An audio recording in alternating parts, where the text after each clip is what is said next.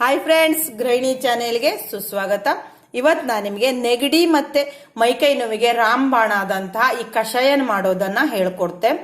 ಈಗ ಮಳೆಗಾಲ ಮತ್ತು ಚಳಿಗಾಲದಲ್ಲಿ ನೆಗಡಿ ಸಾಮಾನ್ಯವಾಗಿ ಮಕ್ಕಳಿಂದ ವಯಸ್ಸಾದಲ್ಲಿವರೆಗೂ ಬರುತ್ತೆ. ಈಗ ಸಾಧಾರಣವಾಗಿ ಎಲ್ಲ ಜನರು ಕೂಡ ನೆಗಡಿ ಆಯ್ತು ಅಂದ ಕೂಡಲೇ ಮೆಡಿಕಲ್ ಸ್ಟೋರ್ಗೆ ಹೋಗ್ತಾರೆ. ನೆಗಡಿಗೆ ಅಂತ ಟ್ಯಾಬ್ಲೆಟ್ ತಗೋಬಿಡ್ತಾರೆ. ಆದ್ರೆ ಟ್ಯಾಬ್ಲೆಟ್ ತಗೊಳ್ಳೋದ್ರಿಂದ ಒಂದ್ ದಿವಸ ಆರಾಮಾದಂಗ ಅನ್ಸುತ್ತೆ, ಬಟ್ ಮರ್ದಿವಸದಿಂದ ಕಫ ಆಗತ್ತೆ, ನಂತರ ಅದು ಕೆಮ್ಮಾಗಿ ಕನ್ವರ್ಟ್ ಆಗತ್ತೆ. ಆ ಕೆಮ್ಮು ಸ್ಟಾರ್ಟ್ ಆಯ್ತು ಅಂದ್ರೆ 15ರಿಂದ 1 ತಿಂಗಳಾದ್ರೂ ಕೂಡ ಕಡಿಮೆ ಆಗಲ್ಲ. ಆದ್ರೆ ಈ ರೀತಿ ಕಷಾಯನ ನೀವು ನೆಗಡಿ ಸ್ಟಾರ್ಟ್ ಆದ ಕೂಡಲೇ, ಅಂದ್ರೆ ಫಸ್ಟ್ ಸ್ಟಾರ್ಟಿಂಗು ಗಂಟೂರಿ ಸ್ಟಾರ್ಟ್ ಆಗತ್ತೆ ಅಥವಾ ಸೀನು ಸ್ಟಾರ್ಟ್ ಆಗತ್ತೆ, ಈ ರೀತಿ ನೆಗಡಿ ಸ್ಟಾರ್ಟ್ ಆದ ಕೂಡಲೇನೆ ದಿವ್ಸಕ್ಕೊಂದು 3 ಸರ್ತಿ ಕುಡಿದು ಬಿಟ್ರೆ ನೆಗಡಿ ಜಾಸ್ತಿ ಆಗಲ್ಲ, ಮತ್ತೆ ಕಫನೂ ಕೂಡ ಆಗಲ್ಲ, ಕೆಮ್ಮುನು ಬರಲ್ಲ, ಮೈಕೈ ನೋವು ಕಡಿಮೆ ಆಗತ್ತೆ. ಇದು ಮತ್ತೆ ಈ ಕಷಾಯಕ್ಕೆ ನಾನು ಬೆಲ್ಲ, ಲಿಂಬು ಹುಳಿ, ಮೆಣಸಿನಕಾಳು ಪುಡಿ ಎಲ್ಲ ಹಾಕಿರೋದ್ರಿಂದ ಕುಡಿಲಿಕ್ಕೆ ಕೂಡ ಬಹಳ ಟೇಸ್ಟ್ ಆಗಿರತ್ತೆ. ಸಿಹಿ, ಹುಳಿ ಮತ್ತೆ ಖಾರ 3 ರುಚಿನೂ ಸೇರ್ಕೊಂಡಿರತ್ತೆ. ಆಗ ನೆಗಡಿ ಆದಾಗ ಗಂಟ್ಲಿ ಕೂಡ ಬಹಳ ಹಿತ ಅನ್ಸತ್ತೆ. ಕಷಾಯ ಮಾಡೋದಕ್ಕಿಂತನೂ ಮುಂಚೆ ನೀವಿನ್ನೂ ನನ್ನ ಚಾನೆಲ್ನ ಸಬ್ಸ್ಕ್ರೈಬ್ ಮಾಡದೇ ಇದ್ದಲ್ಲಿ ಅಥವಾ ಹೊಸ ವ್ಯೂವರ್ಸ್ ಆಗಿದ್ದಲ್ಲಿ ಕೆಳಗಡೆ ಸಬ್ಸ್ಕ್ರೈಬ್ ಅಂತ ಬಟನ್ ಇದೆಯಲ್ವಾ, ಅದನ್ನು ಪ್ರೆಸ್ ಮಾಡಿ. ಆಗ ಬೆಲ್ ಐಕಾನ್ ಬರುತ್ತೆ, ಅದನ್ನು ಪ್ರೆಸ್ ಮಾಡಿ.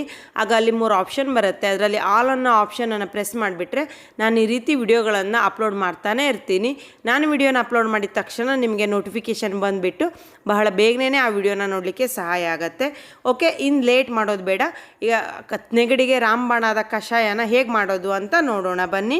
ಇದಕ್ಕೆ ಬೇಕಾಗೋ ಸಾಮಗ್ರಿಗಳು: 3 ಚಮಚ ಕೊತ್ತಂಬರಿ ಬೀಜ ಅಂದರೆ ಧನಿಯಾ ಬೀಜ, 3 ಚಮಚ ಜೀರಿಗೆ, 1.5 ಚಮಚ ಜೇಷ್ಠ ಮದ್ದಿನ ಪುಡಿ.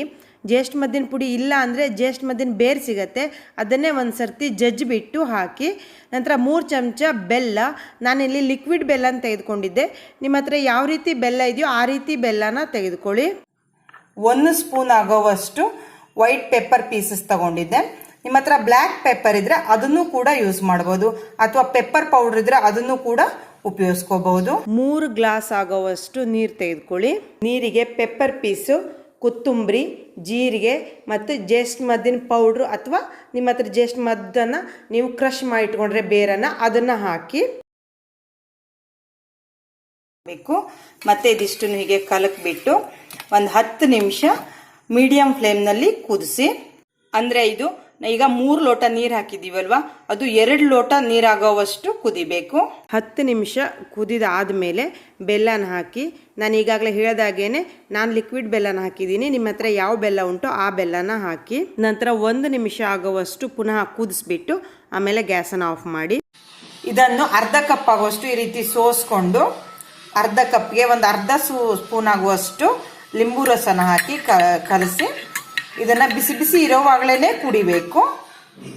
ಈ ಕಷಾಯನ ದಿನದಲ್ಲಿ ಸಾಧಾರಣ ಒಂದು 3ರಿಂದ 4 ಸರ್ತಿ ನೆಗಡಿ ಇದ್ದಾಗೆ ಕುಡಿಬೇಕು.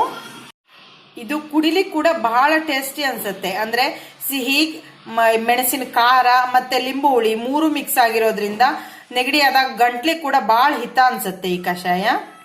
ಈ ವಿಡಿಯೋದಲ್ಲಿ ನೆಗಡಿಗೆ ರಾಮಬಾಣ ಆದಂತಹ ಕಷಾಯನ ಮಾಡೋದು ಹೇಗೆ ಅಂತ ವಿವರವಾಗಿ ಹೇಳಿದ್ದೀನಿ. ನಿಮ್ಗೆ ಈ ವಿಡಿಯೋ ಇಷ್ಟ ಆದಲ್ಲಿ ಕೆಳಗಡೆ ಲೈಕ್ ಬಟನ್ ಇದೆಯಲ್ವಾ, ಅದನ್ನು ಪ್ರೆಸ್ ಮಾಡಿ. ಅದೇ ರೀತಿ ನಿಮ್ಮ ಅನಿಸಿಕೆಗಳನ್ನು ಕೆಳಗಡೆ ಕಾಮೆಂಟ್ ಬಾಕ್ಸ್ನಲ್ಲಿ ಕಾಮೆಂಟ್ ಮಾಡಿ.